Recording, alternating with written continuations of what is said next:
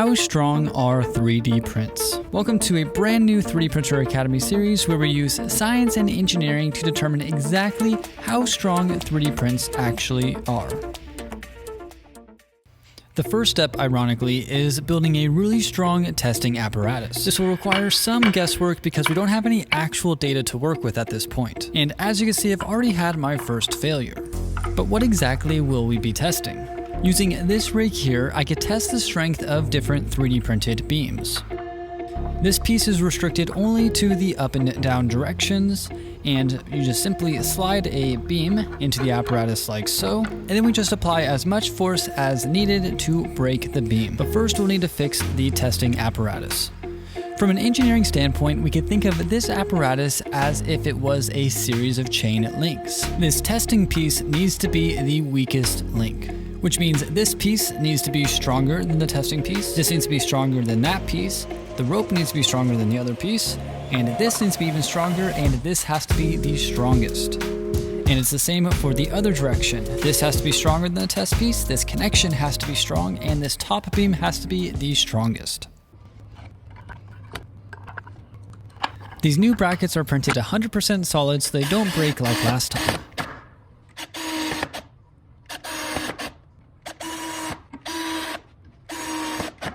Now let's go ahead and test the testing apparatus to see how strong it is. So far, the testing apparatus appears to be working perfectly, but I do need to add one more gear to increase this gear ratio. So here's how the new setup looks. Having 4 compound gears should give us a very high gear ratio and a lot of torque. You can see how this gear train works here. With every new gear, the speed of rotation decreases, but the torque increases. But I ran into an issue where I can't quite fit the motor in even with this half bracket. So my plan instead is to rotate the motor 90 degrees, attach a new 2x4 to the other 2x4, and mount it sideways like this.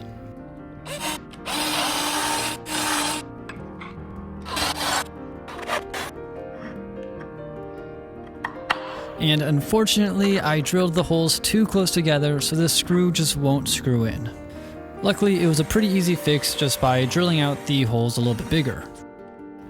Unfortunately, it was still a really tight fit and it took forever to screw in. Using some pliers made it a little bit easier.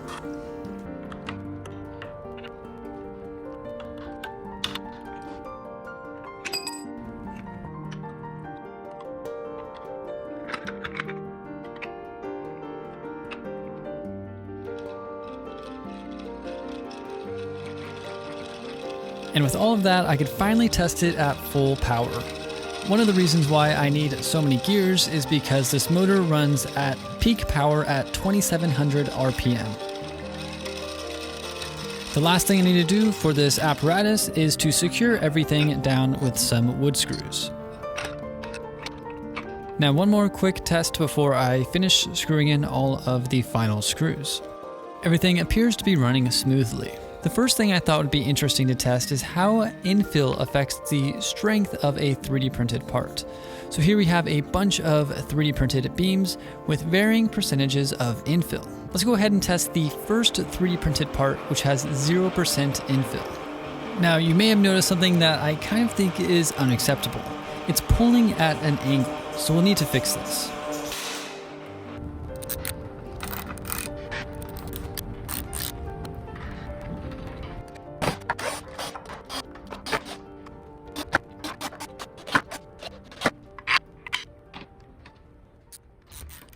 Let's go ahead and do another preliminary test now that the apparatus is pulling straight down.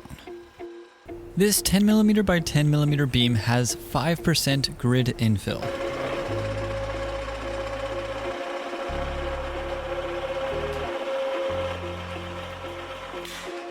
And here you can see there was some sort of issue. It turns out this red plate that I had attached to the gear that holds the rope disconnected. And all I had to do to fix this was, instead of just plastic welding them together, I used super glue to connect the red plate to the white gear. And as you could probably tell, this entire project is going to be the machine versus the test pieces. So eventually I'll have a very strong testing machine. I went ahead and fixed the machine, and let's go ahead and go through all of the infill percentages, starting with 0%.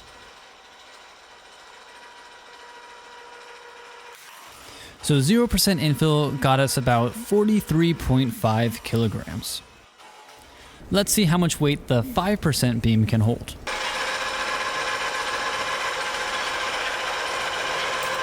This beam was able to hold 66.1 kilograms.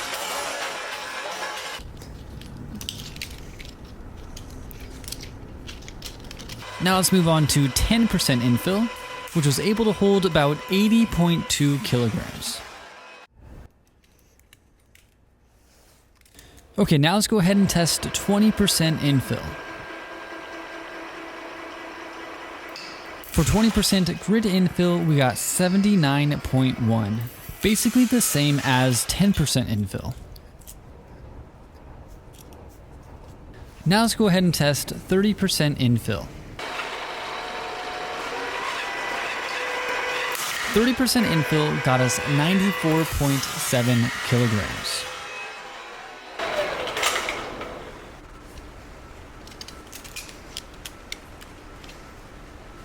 %40 grid infill broke at 108.2 kilograms.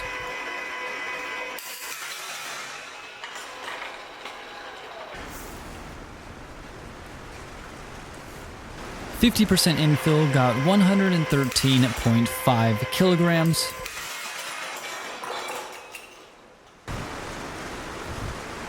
And 60% grid infill got 129.9 kilograms.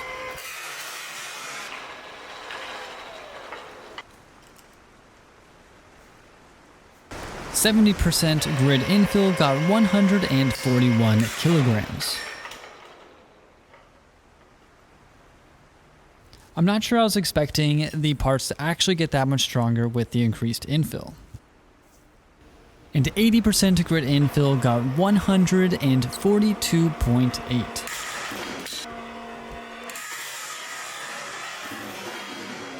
It'd be interesting to test other things like the wall thickness compared to the infill.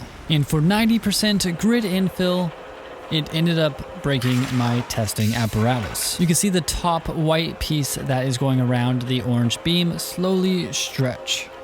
It must have gotten damaged in the previous test. Here you can see the part that broke in the last test. And it makes sense that this part broke because it is the thinnest part of this bracket.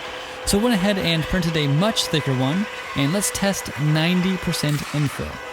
141.6 kilograms. And before we test 100% infill, I wanted to retest 20%.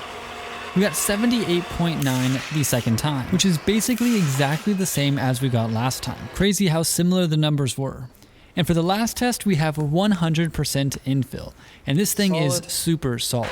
It ended up making it all the way to 179 kilograms, which is just about 400 pounds. And it didn't actually break. The solid gear that I printed here ended up breaking. So I need to print an even stronger version of the final pulling gear. So based on this data, we can see that there are diminishing returns when it comes to strength as you increase the infill percentage until you get to 100%, which greatly increases the strength. Stay tuned for more videos where we test the strength of 3D printed parts. If you enjoyed this video, go ahead and check out 3dprinteracademy.com. I have a lot of unique STLs like Print-A-Kit, which teaches you very interesting engineering and science concepts, and they all pack into these nice little boxes. I have beginner's guides where you can learn how to modify STLs. You can learn about the best printers, the best filament. You can learn about brand new printers that just came out, as well as some breaking news. You can learn how to 3D model and design. Check out Threadboards, my most popular STL, and there are even some paid courses that go in depth into all of the nitty-gritty details of Fusion 360 or Blender, as well as some of my most popular videos and a lot more. And if you want to get more, feel free to subscribe to our email list if you want to get notified of future discounts and product launches, as well as 3D printing news, helpful tips and tricks, and more. My name is Steven. Thanks for watching and happy printing.